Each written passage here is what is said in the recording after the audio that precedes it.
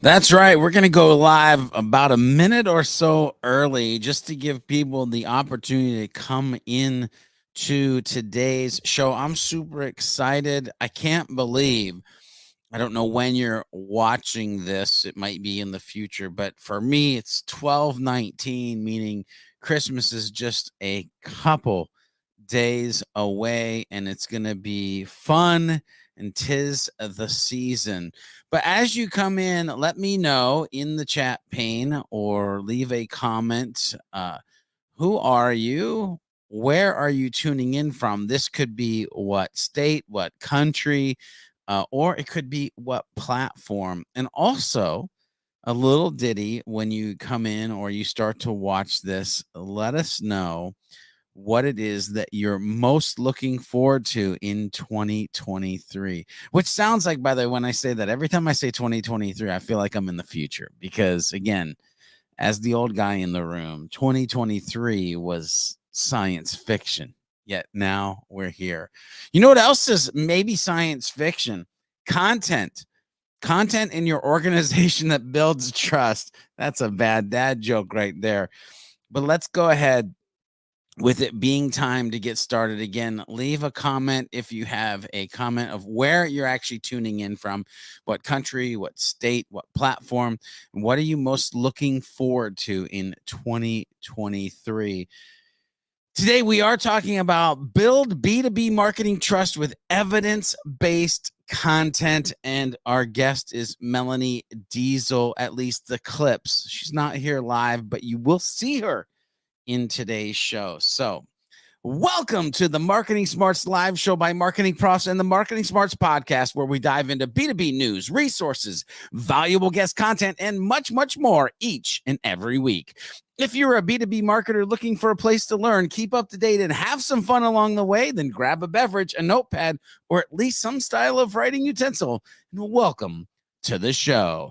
Hello to all of my Marketing Smarts live viewers today. I'm super excited to bring you episode 19 of the Marketing Smarts live show.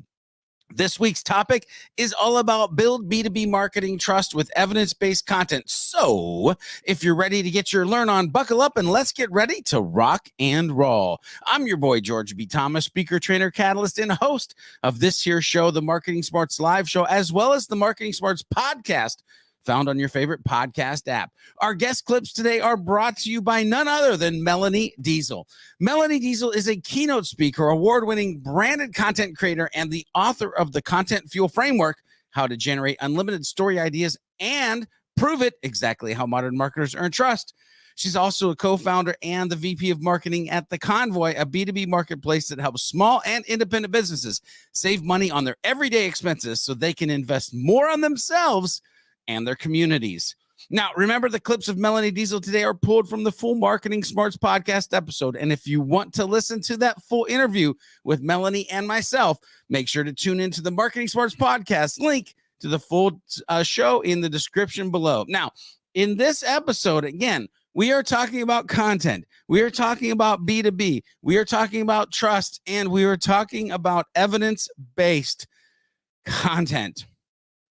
I'm sure as a B2B marketer, you've heard the word trust be thrown around. It's important for sure, but why is it important? And does that importance really impact your B2B marketing efforts or not? I mean, let's be honest. Trust is an easy word to be used by the gurus, but does it really matter to you, the B2B marketer in the trenches?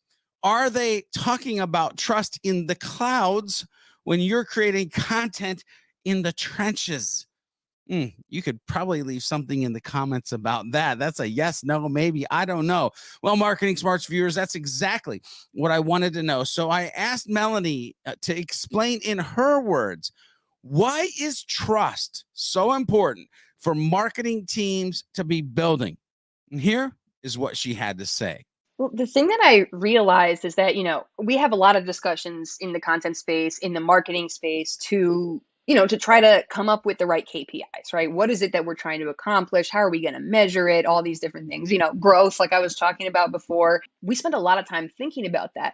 And where this came up is me kind of taking a step back and thinking, okay, well, what do we need in order to get those conversions? What do we need in order to get those clicks? Not from a tactic standpoint, but from a customer connection standpoint. And it was this realization that, we don't talk about it, but trust is really sort of underpinning all the other KPIs, right? If they don't trust you, they're not going to read. If they don't trust you, they're not going to watch. They're not going to click. They're not going to buy. They're not going to subscribe, right? And so it was this realization that really the first KPI, the first thing our content needs to be doing is earning trust in some way, so that we then have the privilege, we have the right to then ask for whatever that secondary call to action is. So I see it as sort of this like, it's sort of the underpinning of everything else. Without trust, no other KPI is going to come to fruition. I love it. I love it. And hey, we'll get back to the show in a second, but I like to just say, Jason from Arizona, I see you. I see you. And actually, this is the Go XLR mic. And I love it. The rings that you can change the color. Anyway, not why we're here. Let's get back to the show, even though I'm answering questions. Remember, leave your questions in the comments area. I am going to get to them. But I have to ask, did you hear that? What Melanie had to say? Have you taken a step back? Do you know what you need to get for where you're trying to go? Do you want them to read, watch, or click? As she said, then I ask you, do you need to gain more trust to get what you want as a KPI for your marketing efforts? Heck, maybe you're already focused on building trust. Are you? Let me know in the chat pane or in the comments. Put the answer to that in the chat pane, or let me know on Twitter as well using the hashtag MPB2B. And of course, you can tag me using @GeorgeB. We'll get back to Melanie Deziel and her thoughts on building B2B marketing trust with evidence-based content. But first, I have to ask you, are you part of the Marketing Profs community? If not, become part of the Marketing Profs community by heading over to mprofs.com/MP today. That's right, mprofs.com/MP today. And by the way, it's free. Now, it's time for one of my favorite sections in the B2B news, where we talk about breaking B2B news or really important tips we find on the Google News tab related to you and your B2B business. This week, the title is 5 Tips for Using Influencers in Your B2B Marketing. When you think of influencers, you probably think of Instagram models, TikTok videos, and emotionally driven or consumer-focused content. However, the world of B2B influencers is very different, and it can be complex to navigate when thinking about the problems your clients are trying to solve and the solutions they're trying to sell. Ultimately, the key to unlocking and creating an impactful influencer program is to take a B2 human, see what we did there? Approach. Actually, see what the person who wrote the article did there. Business decision makers are people. I don't know why I find that funny, but business decision makers are people. They're humans and want to be treated as such, especially when we're meeting them where they live on social media. Business leaders are also consumers, and consumers are business leaders. Reconciling this duality opens up the opportunity to humanize your brand and reinforce an authentic connection with your audience. To learn 5 things to think about if you're leveraging thought leadership influencers to build brand, drive revenue, and maybe build trust, make sure you check out the description after the live ends. That's right, all the right links in all the right places at just the right time. So let's get back to Melanie Deziel and her Marketing Smarts podcast episode. In this next section, and in the full podcast, Melanie and I spent time talking about what the heck is evidence-based content. What the heck is that anyway? And you can learn more about the what is it by tuning into the original episode. But you know me, I'm a big advocate of getting started and learning along the way. So I wanted to ask Melanie and share with you today the answer to what I feel is a very important question. And that is, how can B2B marketers like you and their team start to transition to this evidence-based content approach? And here's what Melanie had to share. So I think there's a couple easy steps you could take. I don't want you to throw out your entire strategy. Like, your strategy is working for you. What we want to do is sort of sprinkle evidence on the content that we know is working. So think of it like a topping, but a delicious topping that needs to be on everything, right? So I don't know, what is that? Sriracha? What's the thing that people put on everything? Something sriracha. Why not? A little bit of content sriracha, right? So, looking for opportunities within the content you already have planned or the content you've already published, right? If you have content that's doing well, going back and being able to account for potential objections could help that perform even better. So the question to be asking is, for corroboration, is like, who else could weigh in on this, right? So that could be getting a quote from someone outside, from a professor, a researcher, from an industry influencer, from one of your customers, your employees. Like, who else could weigh in on this? So it's not just me saying it, right? That's an easy one. You could sprinkle a quote or quote some research, a study. You can quote that kind of stuff all day long in any type of content. And that's a really good, easy way to do it, to bring that corroboration in. With demonstration, you will see these opportunities now that you're aware of it, when you are saying, this would be so much better if I could show them instead of tell them. That is often when you're talking about a process, you're talking about any sort of comparison, right? That's where that side by side in the infomercial comes up. So when you see those opportunities to say, okay, I'm telling them something, but I'm not showing them, right? I'm not showing them that that's true. Those are your opportunities to look for, can I add a story? Can I add some documentation? Can I bring imagery in that would help prove this out? Is there some way for me to show the audience that this is true beyond just having to trust me? And then for education, again, that's going to be the question of like, this phenomenon of like, explain like I'm 5. There's like this whole subreddit where people explain things in a super basic way. That's kind of a nice gut check. Now, maybe not 5. Maybe 5 is a little too young for what we're going. But think of the most junior, newest, least experienced member of your audience. If they were to look at that piece of content, what questions do they have? What do they not understand? And sometimes that could be as simple as hyperlinking to another piece of content so they can continue to learn. It could be, putting an acronym with the definition in parentheses to make sure, I know we know what KPI and SEO means, but maybe they don't yet, and putting that in parentheses, right? It could be explaining a concept, that otherwise you were just going to gloss over. You were going to say optimizing SEO without actually explaining what optimizing SEO means, right? So just looking for those opportunities to kind of walk people through some of the stuff that we're taking for granted because we do this every day. So looking for quotes, looking for ways to show the audience something, and then making sure you're being as educational as possible. Little steps to improve the content you already have and make it work better for earning audience trust. Now we'll dive into my thoughts on that. But first, Brian from Dallas, Texas, I see you. And honestly, I think your question here, profile versus personal, could be probably a podcast episode in its full self, which I may have to do in the future. But I think all the tips that Melanie is laying out today actually apply to both.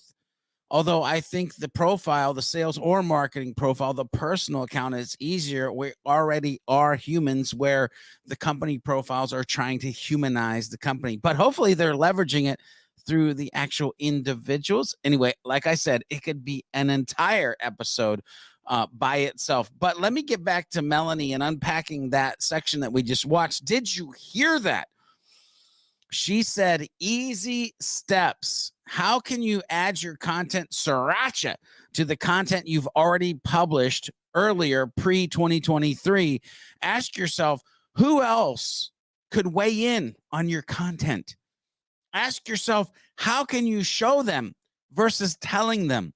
Ask yourself, can you bring in documentation? And what I think might be the golden nugget piece of information is, ask yourself, how can I simplify the complex? How can I explain the things that we take for granted so that they truly understand what we're trying to communicate? Look at what you've already done and ask yourself, how can we make it better to earn audience trust? Now, we'll get back to Melanie Deziel in a few minutes, but first it's time for some dope B2B learnings from the vault of MarketingProfs articles. That's right, it's time to dig into the treasure trove of valuable information and pull out 2 pieces of gold to help you be a better B2B marketer. Article 1 this week is 3 ways to create trust-building content by Catherine Gillette. People do business with people they know, like, and trust. but building trust with our audience can be an act of courage. Whoo. Yeah, it can quickly pay huge dividends if you're willing to take that courage. In addition to the reward of goodwill that everyone feels, or maybe because of them, building trust can reap higher response rates, loyalty, and revenue. You need to check out this full article. Trust me, that is just the beginning of it. Article 2 this week. By the way, everybody notice every week I'm picking out things that literally have to do with the topic that we're doing the podcast around. Like, obviously, both of these are trust articles. Anyway, article 2 of this week: do customers trust you? 6 tips for earning brand trust by Mindy Zisman. Want to learn 6 elements of building brand trust with content marketing? This article is pretty stinking awesome. It starts out with element number 1 being lead with empathy. Begin your content with customer pain points. Let your audience know immediately that you understand why an issue keeps them up at night. Give them the answer to their problem only after you've demonstrated you feel their pain. Want to keep learning more? If so, check out the links in the description below after the live show to get access to both amazing MarketingProfs articles. All right, back to Melanie Deziel. Let's dive back into this conversation of building B2B marketing trust with evidence-based content. Are you ready to start building trust with your marketing content? I hope so. However, I also know that the road to great content, the road to great content that builds trust is paved with good intentions. I may have just ripped off a song lyric there slightly, but when you're driving down, you might get derailed. Yeah, I know it's a road. It's not a train. I'm using a whole bunch of analogies, but you might get derailed for sure because of the amount of potholes that are in the way, aka hurdles that might trip you up along your journey. So I wanted to ask Melanie, since she has been through this journey and helped others, what hurdles should you, the B2B marketers, be watching out for? Pay attention. Here's what she had to say. I mean, there's a couple things. First, I think you may get some pushback about trying to involve outside experts. So whether that's, again, like experts, influencers, your own customers, sometimes internally or even for yourself, like the idea of asking those people to weigh in can be kind of uncomfortable, especially if you're not used to it. This is the time where I like to point out that working with former journalists or freelancers who have a journalism background is super helpful because we have no qualms about calling up a stranger and asking them to tell us specific things. So that can give you a little bit of hope. If it's you, just know journalists do this all day long. They call people up and say, hey, could you give me, I'm writing this thing, I'm creating this thing, and we're looking for an expert to weigh in on the following topic. What do you think? Do you agree? What's your experience tell you? That is probably the easiest place to start if you're looking for it, because it's you probably already have some folks in your network, and I would recommend making a list, even if it's your own list for personal use. You don't have to show anybody, but who are the people that you know, like, and trust on this topic? Who are the folks who have authority on this topic? Who are the folks internally who do a good job explaining these things? So I might use them for educational content, right? Make a list of your allies and the people you can call on. I think that's going to go a long way toward helping you not only feel confident, like, wow, I have all these resources at my disposal, but also keep you from feeling like stuck or blank, where you're like, okay, I need a quote, but who the heck should I call, or who can I ask about this? Having that list up front would probably be a huge, huge help. I have to ask, did you hear that? Yeah, that's how I end almost every clip. But seriously, did you hear that? You may get some pushback when reaching out to folks. Be prepared and have a plan. Heck, maybe work with journalists to get help and get the helpful information that you need. Also, do you have a list? Who are your thought leaders, your allies that you can get help from along the way? Work on your list in advance versus waiting till you need to find someone. Proper planning prevents. Anyway, work on your list in advance versus waiting till you need to find someone to weigh in on a piece of content. Heck, this makes me think of the Andy Crestadina episode where we talked about collaborative content. It was good. I mean, it's a great episode. If you haven't checked out that podcast episode, you should. It was filled with content confetti gems. You know what's coming next? We're going to get some words of wisdom from Melanie Deziel here in a few minutes. But right now, it's time to turn the spotlight on you, the Marketing Profs community. Yep, time for From the hashtag MPB2B community. We searched far and wide in the hashtag MPB2B universe to find amazing information and conversations to bring to you, the masses. So first, make sure you're using the hashtag. That helps. And second, make sure you have fun and add value to the community along the way. Then we'll spotlight you or your crew on the show this week. Guess what? It is none other than Ann Handley, because she posted this digital market. Well, actually, first of all, Ann Handley, if you have not met her, she is an amazing human, and she's digital marketing, content expert, Wall Street Journal best-selling author, keynote speaker, writer. I'm sure if you're watching this, you probably know who she is. Anyway, now back to the good stuff. She said, hello, B2B marketing friends. I have an idea for you. If you have 2022 budget you need to use or lose by the time the ball drops on New Year's Eve and you kiss 2022 bye-bye, I have an idea for a gift to give yourself. Hint, it involves the earliest birds, worms, and cookies. P.S. I'll drop the link in the first comment below. Hashtag B2B marketing, hashtag MPB2B, hashtag early bird offer, hashtag use it or lose it. Now, ladies and gentlemen, I grabbed that link in the first comment section she spoke about. And guess what? It's in the description. Check the description for that link so you can click and learn more. And am I going to tell you what it says? No. You can click the link and go check it out for yourself and be one of those early birds that gets the worms. Marketing Smarts viewers, I have to ask, are you going to be the next to get the spotlight? Remember, community, use the hashtag MPB2B on Facebook, LinkedIn, or Twitter and get the light shined on your awesomeness in the next episode or a future episode of the Marketing Smarts live show.